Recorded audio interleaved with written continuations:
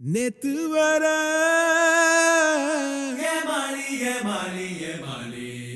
நேத்து வர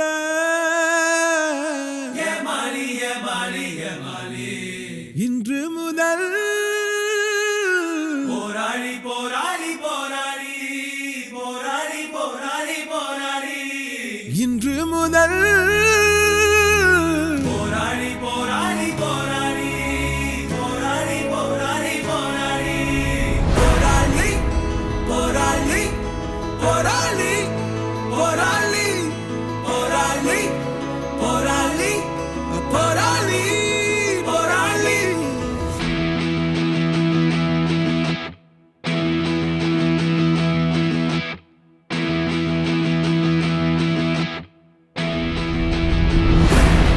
ஒரு விரல்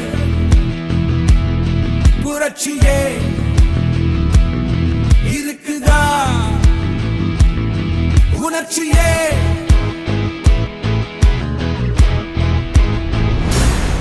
ஒரு விரல்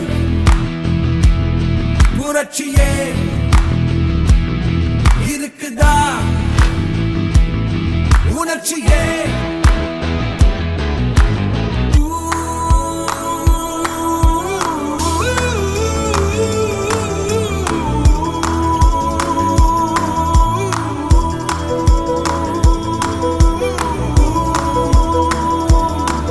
ஏழ்மையை ஒழிக்கவே செய்யடா முயற்சியே ஏழையை ஒழிப்பதே உங்களின் வளர்ச்சியா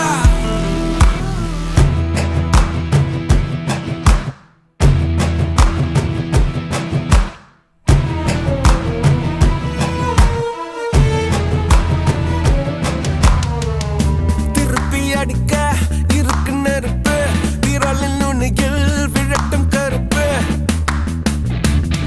அங்கீகார தேர்தலிலே தொழிலாள ஒற்றுமை வெல்லட்டும் வெல்லட்டும் வெல்லட்டும் வெல்லட்டும் வெல்லட்டும் வெல்லட்டும் வெல்லட்டும் வெல்லட்டும் அங்கீகார தேர்தலிலே அங்கீகார தேர்தலிலே DRU சங்கமான DRU சங்கமான நட்சத்திர சின்னத்திலே நட்சத்திர சின்னத்திலே வாக்களிப்பீர் வாக்களிப்பீர் வாக்களிப்பீர் வாக்களிப்பீர் வாக்களிப்பீர் வாக்களிப்பீர் வாக்களிப்பீர் வாக்களிப்பீர் வெல்லட்டும் வெல்லட்டும் வெல்லட்டும் வெல்லட்டும் வெல்லட்டும் வெல்லட்டும் வெல்லட்டும் வெல்லட்டும் அங்கீகார தேர்தலிலே அங்கீகார தேர்தலிலே அங்கீகார தேர்தலிலே அங்கீகார தேர்தலிலே DRU வெல்லட்டும் DRU வெல்லட்டும் வெல்லட்டும் வெல்லட்டும் வெல்லட்டும் வெல்லட்டும் அங்கீகார தேர்தலிலே அங்கீகார தேர்தலிலே தொழிலாளர் ஒற்றுமை வெல்லட்டும் தொழிலாளர் ஒற்றுமை வெல்லட்டும் DRU zindabad DRU zindabad CITU zindabad CITU zindabad Inquilab zindabad Inquilab zindabad Inquilab zindabad Inquilab zindabad DRU zindabad DRU zindabad CITU zindabad CITU zindabad Inquilab zindabad Inquilab zindabad Inquilab Inquilab Inquilab zindabad Inquilab Inquilab Inquilab zindabad.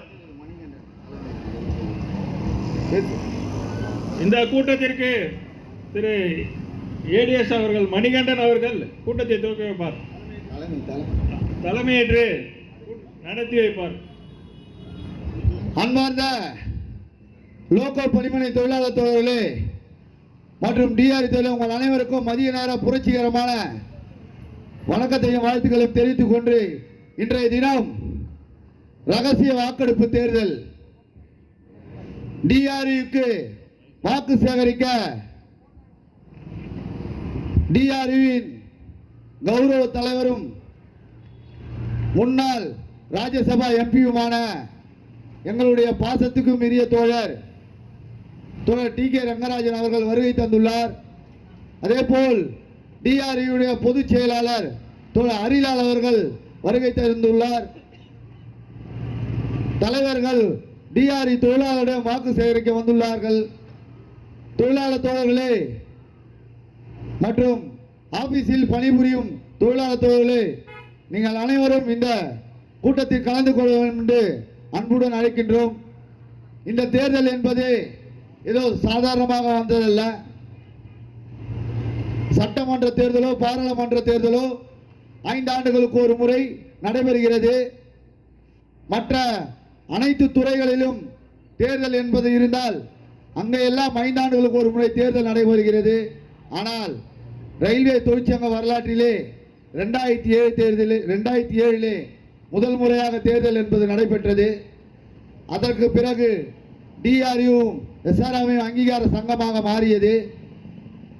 டிஆர்யூ அங்கீகார சங்கமாக இருந்தபோது நிர்வாகத்திடம் கோரிக்கை வைத்து 5 ஆண்டுகளுக்கு ஒரு முறை தேர்தல் நடத்த வேண்டும் என்று கூறியது. அதன்படி 2013 இங்கு தேர்தல் என்பது நடைபெற்றது. டிஆர்யூ வெற்றி வாய்ப்பை இழந்தது. எஸ்ஆர்எம்ஐ ஒழித்தது, ஒரே தொழிற்சங்கமாக மாறியது. 2018 மீண்டும் தேர்தல் நடத்தப்பட வேண்டும். ஆனால் தேர்தல் என்பது நடத்தப்படாமல் காலம் தாழ்த்தியது. 2018 நடக்காம 2020 தோழர் அவர்களை மேடைக்கு வருக என வரவேற்கிறோம். அதேபோல் பொதுச் செயலாளர்களையும் மேடைக்கு வருக என வரவேற்கிறோம். தோழர்களே, அதேபோல் 2018 நடக்கணும் தேர்தல். ஆனால் அப்பொழுது தேர்தல் நடக்கவில்லை. கொரோனா காரணம் சொல்லி 2 ஆண்டுகள் தள்ளி வைத்தனர். 4 ஆண்டுகள் 2024 வரையிலும் தேர்தலை நடத்தாமல் இருந்தது.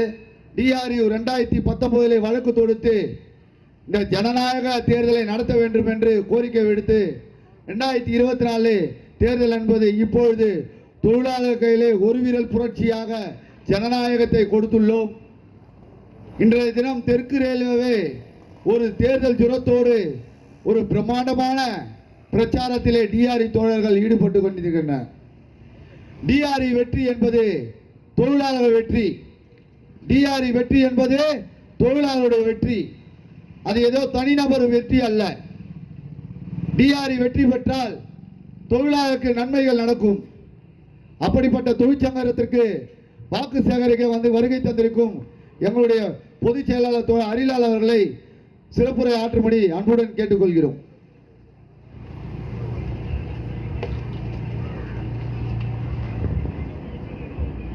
கூட்டத்தினுடைய தலைவர் தோழர் மணிகண்டன் அவர்களே, எங்களுடைய மத்திய சங்க துணைத் தலைவர் தோழர் சிவகுமார் அவர்களே, எனக்கு பின்பு உரையாற்ற வந்துள்ள டிஆர்னுடைய கௌரவ தலைவர் தோழர் டி.கே. ரங்கராஜன் அவர்களே, இங்கே வருகை தந்துள்ள டிஆர்னுடைய முன்னணி தோழர்கள் மற்றும் லோகோ பணிமனையில் பணிபுரிகின்ற அத்தனை உயிர்களுக்கும் டிஆர்யூ மத்திய சங்கத்தினுடைய புரட்சிகரமான வாழ்த்துக்களை தெரிவிக்கின்றேன். தோழர்கள் ஏற்கனவே சொன்ன மாதிரி டிஆர்யூடைய 154 ஆண்டு வரலாறில் அங்கீகாரம் என்பது நிர்வாகமே கொண்டு கொடுத்து வந்தார்கள். நிர்வாகத்தினுடைய செல்ல பிள்ளைகள் யாரோ அவர்களுக்கு அங்கீகாரம் தொடர்ந்தது. டிஆர் என்பது 1918 இருந்து செயல்படுகின்ற சங்கம். சுதந்திர போராட்டத்திலும் இந்திரா காந்தியினுடைய அவசர கால அடக்குமுறைக்கு எதிராகவும் போராடி பல சலுகைகளை பெற்றுள்ள சங்கம். ஆக அங்கீகாரம் என்ற கோரிக்கை டிஆர் வைத்தோம். பாராளுமன்றத்துக்கு தேர்தல் உண்டு, சட்டமன்றத்துக்கு தேர்தல் உண்டு, பஞ்சாயத்துக்கு தேர்தல் உண்டு, கோஆபரேட்டிவ் சொசைட்டிக்கு தேர்தல் உண்டு. மிக பெரும் பொதுத்துறை நிறுவனமான ரயில்வே துறைக்கு ஏன் தேர்தல் இல்லை என்று நாம் தொடர்ந்து கோரிக்கை வைக்க ஒரு ஸ்டேஜில் நிதிஷ்குமார் ரயில்வே அமைச்சரான போது 30% மெம்பர்ஷிப் காட்டியாச்சுன்னா அங்கீகாரம் என்று சொன்னார்கள். அப்போ லெட்டர்பேட் யூனியன்ஸ் எல்லாம் 30% காட்டினாங்க. மொத்த ரயில்வே எண்ணிக்கை 1 லட்சம், 3 லட்சத்துக்கு மேலே லிஸ்ட் வந்தது. ஆகவே சென்னை உயர்நீதிமன்றம் why can't we go for a check-up system கேட்டாங்க. அப்போ டிஆர் சொன்னோம், செக்அப் சிஸ்டம் தெரியும் உங்களுக்கு, உங்கள் சம்பளத்திலிருந்து போனஸும் நன்கொடையும் ஆட்டோமேட்டிக்காக அங்கீகார சங்கத்தோட வங்கி அக்கௌண்ட்டுக்கு பிடித்தம் செய்யக்கூடிய புரோக்கராக நிர்வாகம் செயல்படும்.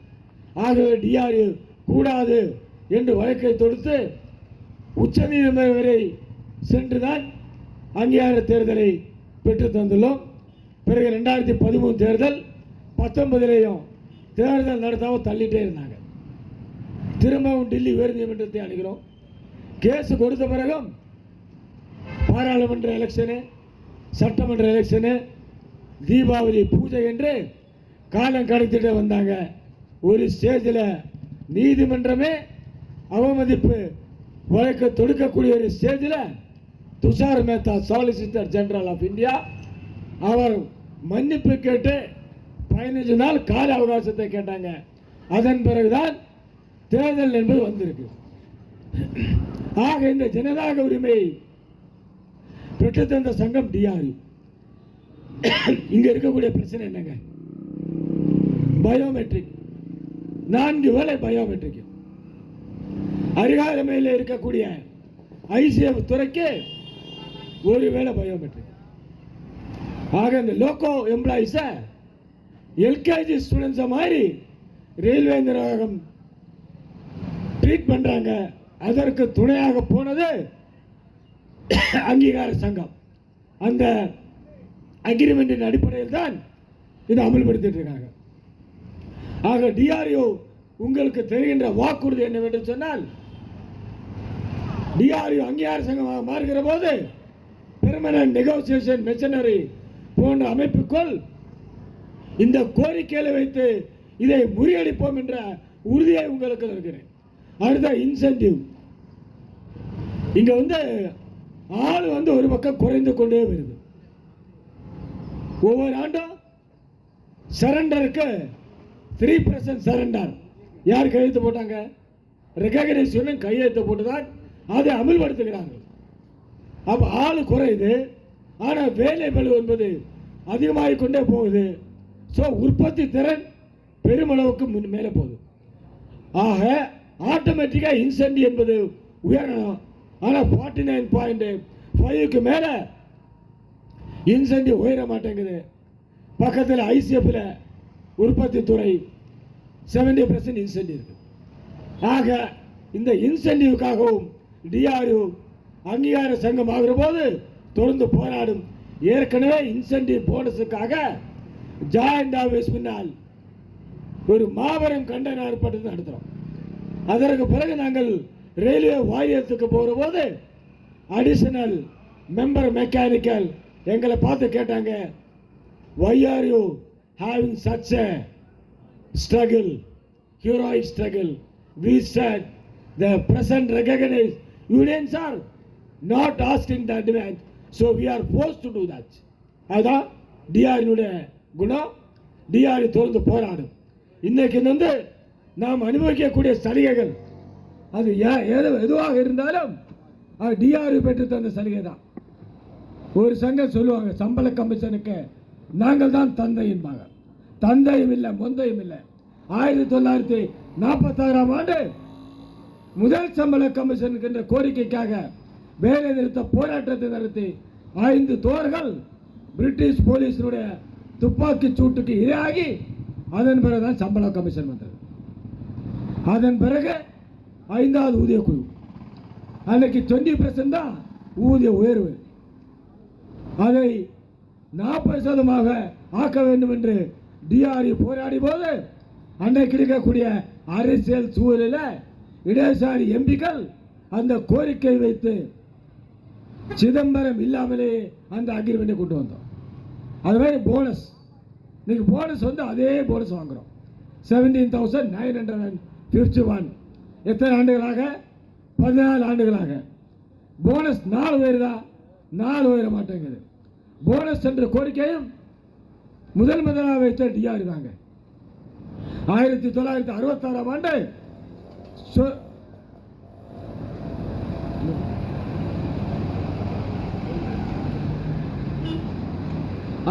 ஆகவே அந்த போனஸ் என்ற சீலிங்கை உயர்த்தாம சீலிங்கை உடைத்து உண்மையான ஊதியத்தின் அடிப்படையில் போனஸை வழங்க வேண்டும் என்று போராடுகிற சங்கம் டிஆர்யு. இன்னொன்று உற்பத்தி திறனை கேட்ட போனஸ். 14 ஆண்டுக்கு முன்னால 900 மில்லியன் டன் சரக்கு போக்குவரத்து, இன்னைக்கு 1500 மில்லியன் டன் சரக்கு போக்குவரத்து, 70% இன்க்ரீஸ் இருக்கு. ஆனால் இதுவும் போனஸ் நாடுகள் உயர்வதில்லை. 78 நாள் வாங்கிட்டு இருக்காங்க. பப்ளிக் இதை 78 நாள் என்று பார்க்கிற போது ஏதோ 2 லட்சம் ரூபாய் என்பது ரயில்வே ஊழியர்கள் பெறுவதாக நினைக்கிறார்கள். இதற்கு எதிராக போராடுவதற்கும் அங்கீகார சங்கங்கள் தயாராக இல்லை. ஏனென்றால் அவங்க ரிட்டையர்டு யூனியனாக மாறிப்போச்சு. பொதுச் செயலாளர் ரிட்டையர்டு, பிரசிடென்ட் ரிட்டையர்டு, ஏஜஸ் நெகோசியேஷன் ரிட்டையர்டு. 2 டிவிஷன் செக்ரட்டரி தவிர எல்லாருமே ஓய்வு பெற்றவர்கள். ஆகவே உழைக்கின்ற உண்மையான ஊழியர்களுடைய உணர்வுகளை புரிந்து கொள்வதற்கு அவர்களுக்கு முடியாது. 1. 2 ஒரு பக்கம் ட்ரேட் யூனியன் சொல்றாங்க, இன்னொரு பக்கம் ட்ரேடிங் யூனியனா இருக்கிறாங்க. வரக்கூடிய கான்ட்ராக்டில் 50% ஆஃப் த கான்ட்ராக்டை இவங்க பினாமியா இருக்கிறாங்க. டிஆர்இ போராடி 5500 ஆக்ட் அப்ரெண்டிஸ்களுக்கு பணி நிரந்தரத்தை பெற்றுக் கொடுத்தோம். பாராளுமன்றத்தினுடைய பெட்டிஷன் கமிட்டி சென்னைக்கு வருகை தந்த போது நாம் வைத்த கோரிக்கை, you are giving training and you are sending them out, you are losing the trained hands, on the other hand they are losing the job. ஆகவே ஏன் அவர்களுக்கு பணி நிரந்தரம் கொடுக்கக்கூடாது என்று டிஆர்இ போராடி 5500 பேருக்கு பணி நிரந்தரம் வந்தாச்சு. கடைசி 530 பேருக்கு அது பணி நிரந்தரம் செய்யக்கூடாது என்று சொல்லி ஐடி யூனியன் சொல்லி அன்எம்ப்ளாய்டு ஐடி யூனியன் என்று சொல்லி எஸ்ஆர்எம்யூ பினாமி கேஸை கொடுத்து இன்னைக்கு அந்த கேஸ் என்பது சுப்ரீம் கோர்ட்டில் உச்ச நீதிமன்றத்தில் நடந்து கொண்டிருக்கிறது. இவர்கள் பணி நிரந்தரம் பெறாமல் அவதிப்படுகிறார்கள். ஆகவே டிஆர் என்பது இருக்கிற கோரிக்கைகளுக்காக போராடும், எந்த கோரிக்கைகளை பெறுவதற்காகவும் போராடும். டிஆர்இ வெற்றி பெறுமையானால் பிஎன்எம் போன்ற மேடைகள் எல்லாம் இந்த பெர்மனன்ட் நெகோசியேஷன் மிஷனரி ஊழலின் அடிப்படை கோரிக்கைகளை எழுப்புகின்ற மன்றமாக செயல்படுவோம். ஆகவே டிஆர்இக்கு நட்சத்திர சின்னத்திலே வாக்களித்து நம்பர் 1 யூனியனாக மாற்றி அங்கீகார சங்கமாக மாற்றுங்க. பேலட் பேப்பரில் முதல் இடத்தில் இப்போ TRU, vote for TRU, vote for TRU star. நன்றி, வணக்கம். பொதுச் செயலாளருக்கு நன்றி. எலக்ட்ரிக்கல் கிளை செயலாளர்கள் பொதுச் செயலாளருக்கு சால்வை அணிவிப்பார்.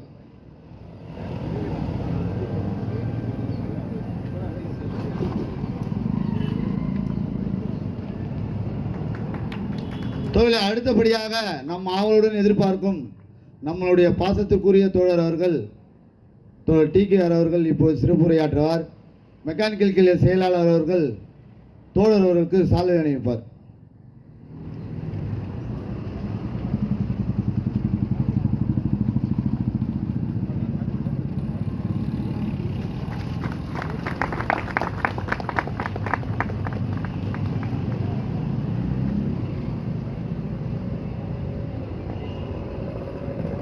இந்த நுழைவாயில் கூட்டத்தினுடைய தலைவர் அவர்களே,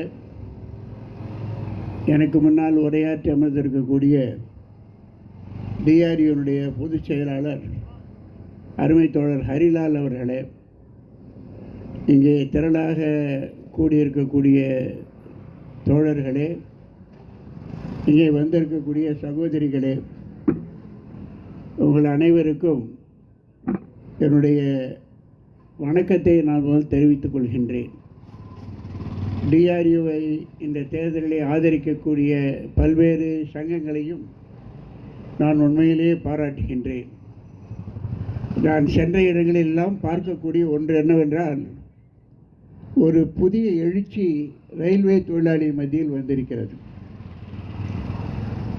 பல மஸ்தூர் தொழிலாளிகளை நான் சந்திக்கிற பொழுது அவர்கள் இந்த முறை டிஆர்யூவுக்கு நட்சத்திர சின்னத்தில் வாக்களிப்போம் என்று என்னிடம் சொல்லுவதை கேட்பதற்கு எனக்கு உற்சாகமாக இருக்கிறது. இந்த நிலைக்கான காரணம் என்னவென்று கேட்டால், இன்று ரயில்வேயில் உழைப்பாளி மக்கள் படக்கூடிய பல்வேறு சிரமங்களை, கஷ்டங்களை இப்போ இருக்கக்கூடிய எஸ்ஆர்எம்யூ மஸ்தூர் சங்கம் உணர முடியவில்லை. அதற்கு பெரிய காரணமே என்னுடைய நண்பர்கள் கண்ணையாவோ அல்லது இதர நண்பர்களோ அவர்களும் ஓய்வு பெற்று விட்டார்கள். ஹரிலாலை போலோ அல்லது ஜானகிராமனை போலோ உழைப்பாளியாக இருந்து உழைக்கக்கூடிய காலம் போய்விட்ட காரணத்தினால் அது ஒரு ஓய்வு பெற்ற சங்கமாகத்தான் மஸ்தூர் தெரியுதே தவிர அது செயல்படக்கூடிய சங்கமாக இல்லை என்பது பொதுவான தொழிலாளிகளுடைய கருத்தாக இருக்கிறது.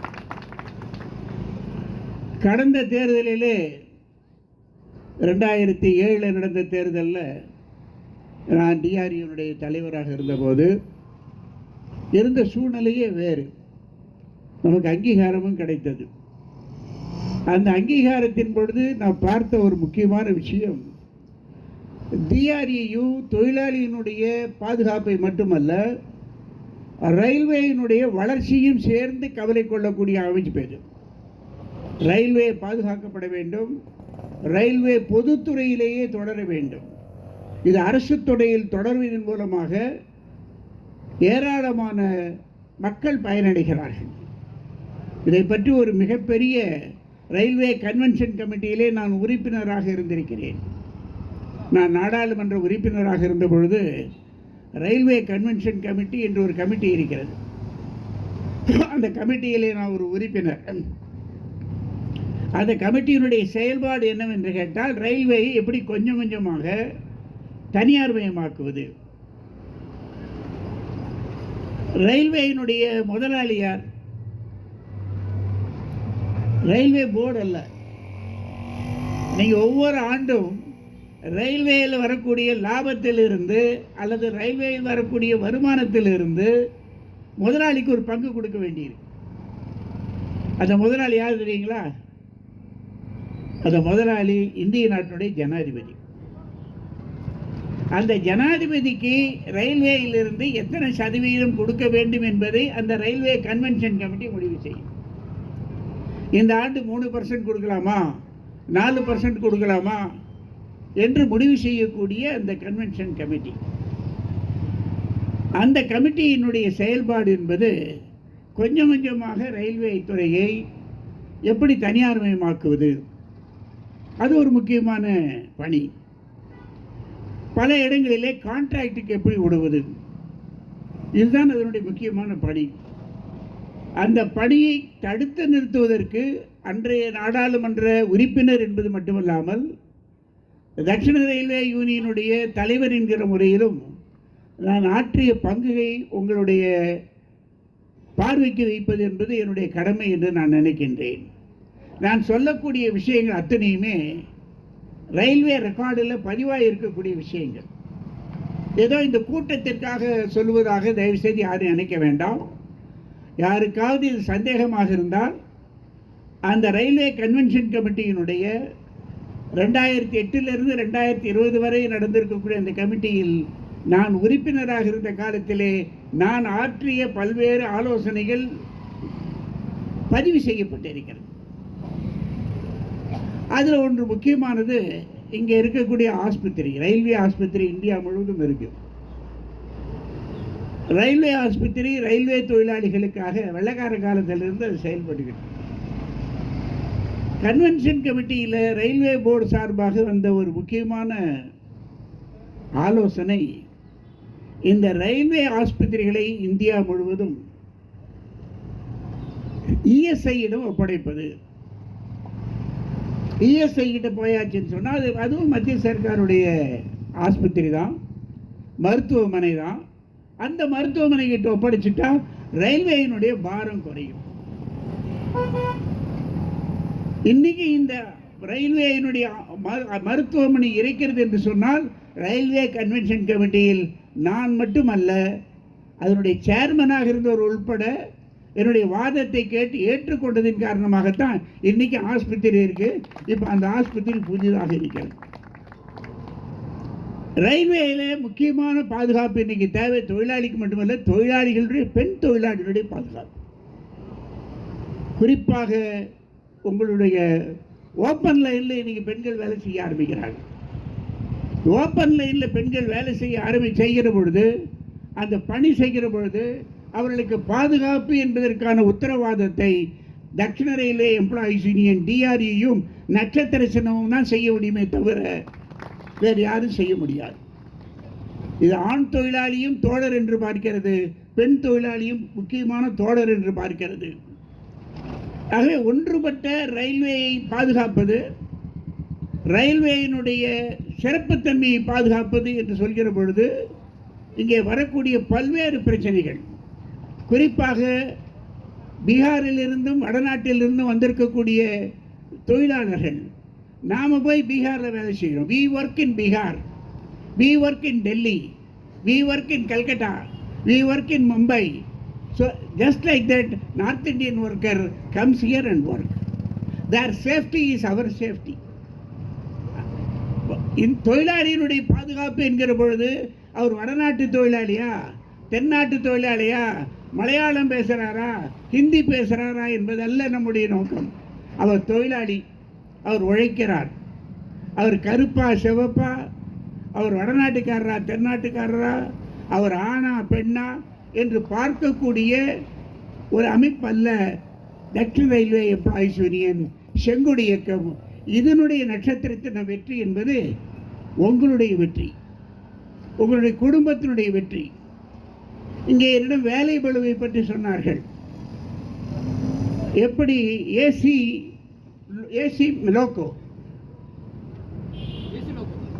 லோக்கா அதில் வரக்கூடிய வேலை பளுவை பற்றி என்னிடம் விளக்கினார்கள்.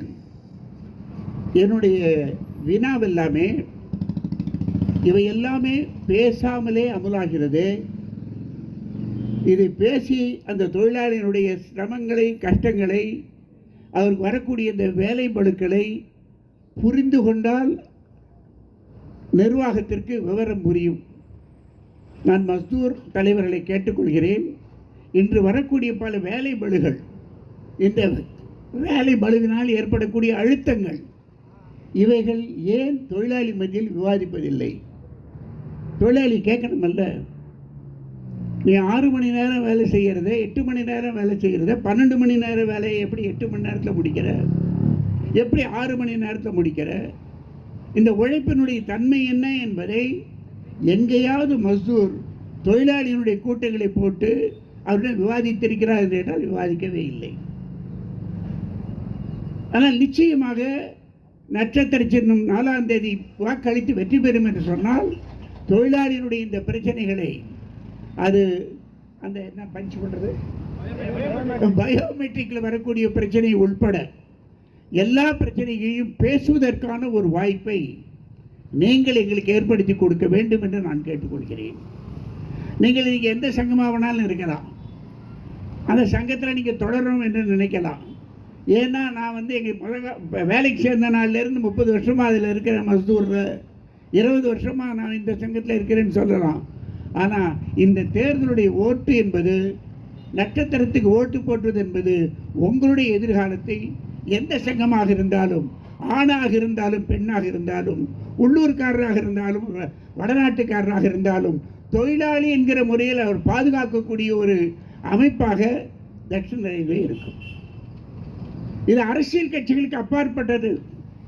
நான் இப்போ ஒரு நோட்டீஸை பார்த்தேன், கேரளாவில் நடக்கிற ஆட்சிக்கும் இது என்னன்னு போட்டு ஒன்று. நான் மஸ்தூர் தலைவர்களை கேட்டுக்கொள்வது, தட்சிண ரயில்வே எம்ப்ளாயீஸ் யூனியன் செயல்படுவது என்பது அதனுடைய பைலாவை வைத்து தானே தவிர கட்சியை வைத்து அல்ல. எங்கள் பைலாவை நீ எடுத்து பாரு, அதில் கட்சியை பற்றி எதுவுமே கிடையாது. அது ஒரு பொதுவான அமைப்பு. செங்கொடி என்பது அது தொழிலாளிகளுடைய ரத்தம். அந்த ரத்தத்தை தொழிலாளிகள் உணர வேண்டும் என்பதற்காக ஒன்றை உழைப்பு ரத்தமாக, ஒன்று உழைப்பு வேர்வையாக வெளியே வருகிறது என்பதை சுட்டி காட்டுவதுதான் செங்கொடி. இந்த செங்கொடி இயக்கம் என்பது தொழிலாளி வர்க்கத்தை பாதுகாக்கக்கூடிய இயக்கம் என்கிற முறையில், கட்சி வித்தியாசம் இல்லாமல் நடத்தக்கூடிய ஒரு சங்கம் என்பது முறையில், பால் வித்தியாசம் இல்லாமல் நடக்கக்கூடிய ஒரு இயக்க முறையில் நீங்கள் வாக்களிக்க வேண்டும் என்று நான் கேட்டுக்கொள்கின்றேன். நான் ஏற்கனவே கோல்டன் ராக்கு போனேன். கோல்டன் ராக்கில் ஒரு எழுச்சியை என்னால் பார்க்க முடிந்தது. இதர பகுதிகளுக்கு நம்முடைய இதர தலைவர்கள், சிஐடியினுடைய தலைவர்கள் சவுந்தரராஜனும் சுகுமாரன் போன்றவர்கள் செல்கிறார்கள். இங்கே ஏற்கனவே ஏகே பத்மநாபன் வந்து இங்கே உரையாற்றி இருக்கிறார். நான் எம்பியாக இருக்கிற பொழுது இங்கே வந்திருக்கிறேன், உள்ளே போய் எல்லாவற்றையும் பார்த்திருக்கிறேன், அன்றிருந்த அதிகாரிகளுடனும் பேசியிருக்கிறேன். ஆகவே நாடாளுமன்ற உறுப்பினர் என்கிற முறையிலும் சரி, தட்சிண ரயில்வே எம்ப்ளாயீஸ் யூனியனுடைய தலைவர் என்கிற முறையிலும் சரி, இதற்கு ஒரு பாரம்பரியம் உண்டு. நீங்கள் வரலாற்றை திருப்பி பார்த்தால் தோழர் அனந்த நம்பியார் போன்றவர்கள், தோழர் கல்யாண சுந்தரம் போன்றவர்கள் தங்கள் வாழ்க்கையை ரயில்வே தொழிலாளிகளுக்காக எப்படி அர்ப்பணித்தார்கள் என்பது தெரியும். ஆகவே அனைத்து பகுதி மக்களையும் நான் கேட்டுக்கொள்வது, உங்களுடைய சங்கம் மஸ்தூராக இருக்கட்டும், டிஆர்யூவாக இருக்கட்டும், உங்களுடைய சின்னம் நட்சத்திரமாக இருக்க வேண்டும் என்று கேட்டு, நட்சத்திர சின்னத்துக்கு நீங்கள் வாக்களிக்க வேண்டும் என்று கேட்டு, எனக்கு அளித்த வாய்ப்புக்கு நன்றி கூறி என்னுடைய உரையை நிறைவு செய்கிறேன். நன்றி, வணக்கம்.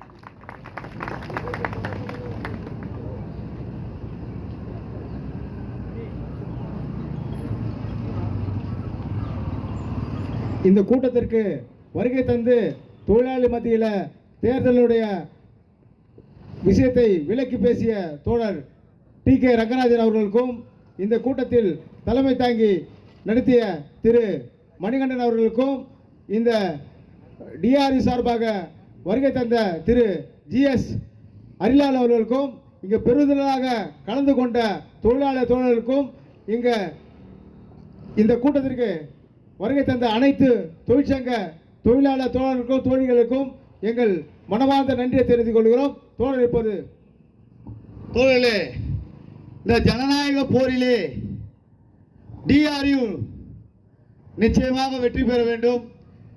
ஒரு விரல் புரட்சியாக இந்த புரட்சி என்பது வெடிக்க வேண்டும்.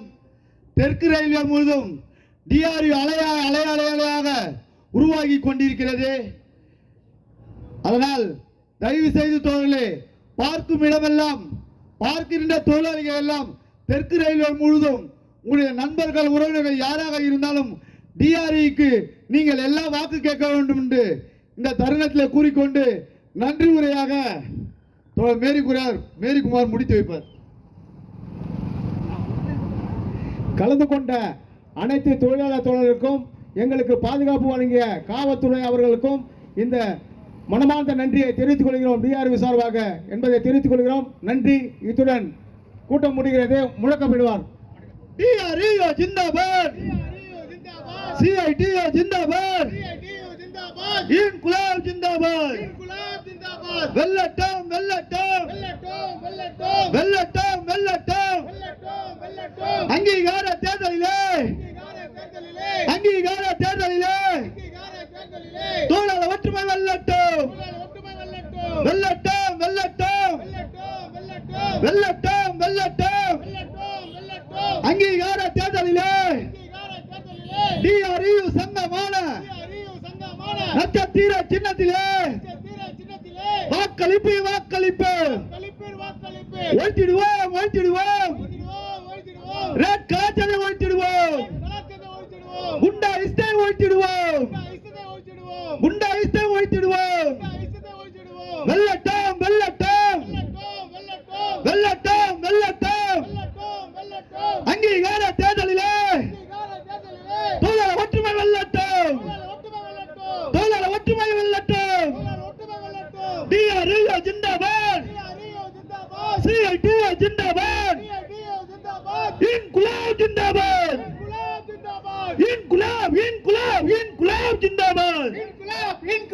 இன்குலாப் ஜிந்தாபாத்.